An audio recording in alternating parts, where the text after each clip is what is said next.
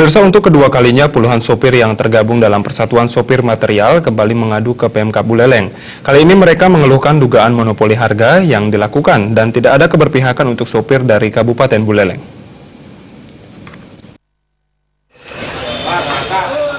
Kedatangan puluhan sopir ini langsung menggeruduk kantor Bupati Buleleng pada Senin siang. Puluhan sopir yang tergabung dalam Persatuan Sopir Material Kabupaten Buleleng juga membawa spanduk yang diisi berbagai tulisan sebagai bentuk kekecewaan mereka akan pemerintah Kabupaten Karangasem yang dianggap kurang ada keberpihakan terhadap sopir yang dari Buleleng.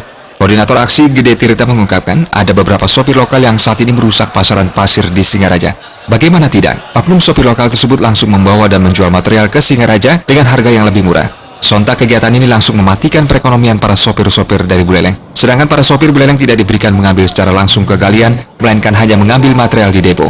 Sejauh ini harga pasir di Buleleng yang dulunya 1.900.000 per truknya, dirusak dengan oknum yang memberi harga lebih murah, yakni sekitar 1.300.000 hingga 1,5 juta rupiah. Oknum sopir lokal yang ambil ke galian langsung menjual ke wilayah Singaraja dengan harga yang lebih murah.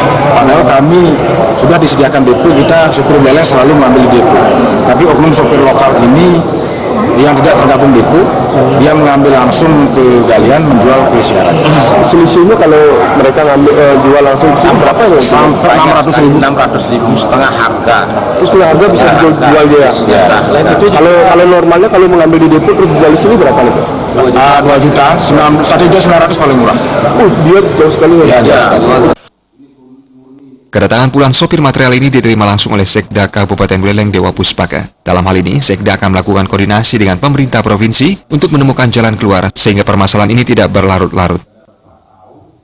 Tetap kita akan mengambil langkah-langkah koordinasi dengan pemerintah provinsi. Kita sudah bersurat dengan pemerintah Karangasem untuk menyikapi kondisi ini.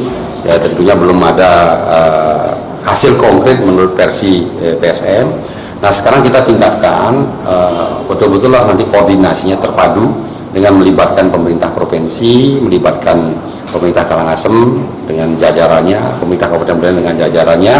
Kemudian di situ juga ada depo-depo yang kita harapkan juga bisa dihadirkan dan kita juga libatkan nanti PSM. Nah, sehingga hasil nanti kita akan buat berita acara kesepakatan yang tentunya akan jadi pegangan kita bersama. Di samping itu pula, akibat ulah oknum tersebut, kini sebagian sopir sudah beralih profesi, bahkan penghasilan mereka saat ini sudah turun drastis dari sebelumnya. Komang Yuda, Bali.